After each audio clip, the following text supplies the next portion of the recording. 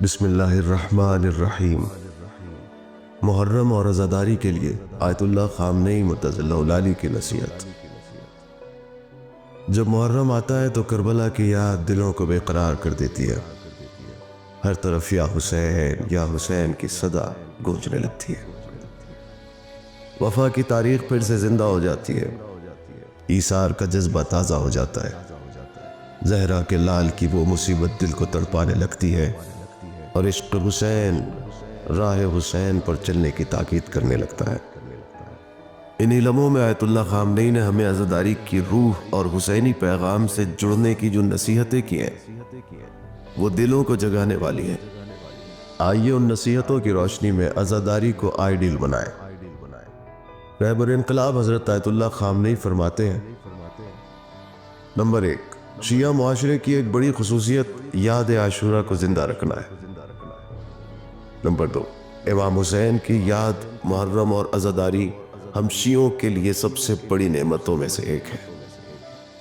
Number 3، ان مجلسوں اور عزاداری کی قدر کریں، اسے اپنی روحانی اور دلی وابستگی کا ذریعہ بنائیں تاکہ خود کو امام حسین علیہ السلام، آل رسول اور روح اسلام و قرآن سے جوڑ سکیں۔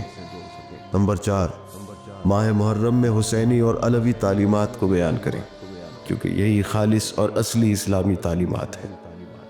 نمبر 5، امام حسین علیہ السلام کی مصیبت پڑھنے کے لیے مرحوم محدث قمی کی کتاب نفس المحموم جیسی کتابوں کا انتخاب کریں اور ان سے مصائب پڑھا جائے تاکہ سننے والے کی آنکھیں پرنم ہوں اور کربلائی جذبات ابھر کر سامنے آئے۔ ضروری نہیں کہ ہم اپنی طرف سے مجلس کو سجانے کے لیے ایسے کام کریں جو ہمیں اصل مقصد سے ہٹا دے۔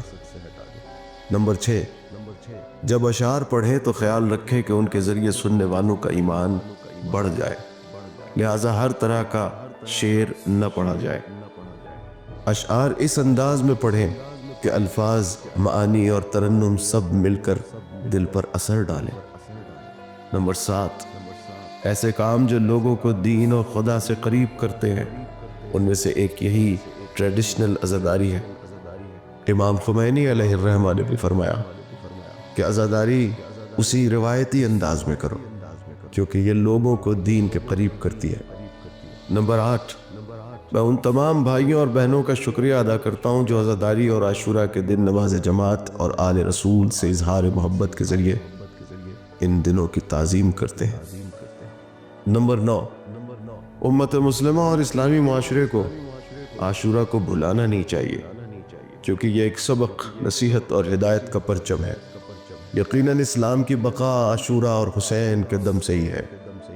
نمبر 10، اگر لوگ جان کے خوف، عہدے، دولت یا عزیزوں کی محبت میں اللہ کی راہ کو چھوڑ دیں تو حسین جیسی ہستیاں کربلا کی قتل گاہ میں آ جائیں گی۔ نمبر 11، اگر تاریخ کے ضمیر کو جھنجھوڑ دینے والے امام حسین کی عظیم قربانی نہ ہوتی تو پہلی یا دوسری ہی صدی میں اسلام کا نام و نشان مٹ گیا ہوتا۔ نمبر 12، کربلا کا معرکہ پیغمبر صلی اللہ علیہ وآلہ وسلم کی بعثت کی طرح تھا۔ جیسے پیغمبر ایک دنیا سے ٹکرا گئے تھے، ویسے ہی امام حسین بھی ایک پوری دنیا سے ٹکرا گئے۔ لیکن افسوس یہ ہے کہ جس بچے کو پیغمبر اکرم صلی اللہ علیہ وآلہ وسلم نے جوانان جنت کا سردار کہا تھا، اسے آدھی صدی آتے آتے اتنے دردناک طریقے سے شہید کیا گیا۔ نمبر 13، امام حسین علیہ السلام کو صرف کربلا کی جنگ سے نہ پہچانے، ان کی تبلیغ، امر بالمعروف، نہی عن المنکر، منی اور عرفات کی تقاریر اور کربلا کے راستے کے خطبات کو بھی جانے۔ نمبر 14، عاشورہ کے کئی پیغام اور سبق ہیں۔ عاشورہ ہمیں سکھاتی ہے کہ دین کی حفاظت کے لیے قربانی دینا پڑتی ہے۔ قرآن کے راستے میں سب کچھ قربان کرنا پڑتا ہے۔ حق و باطل کی لڑائی میں سب برابر کھڑے ہوتے ہیں۔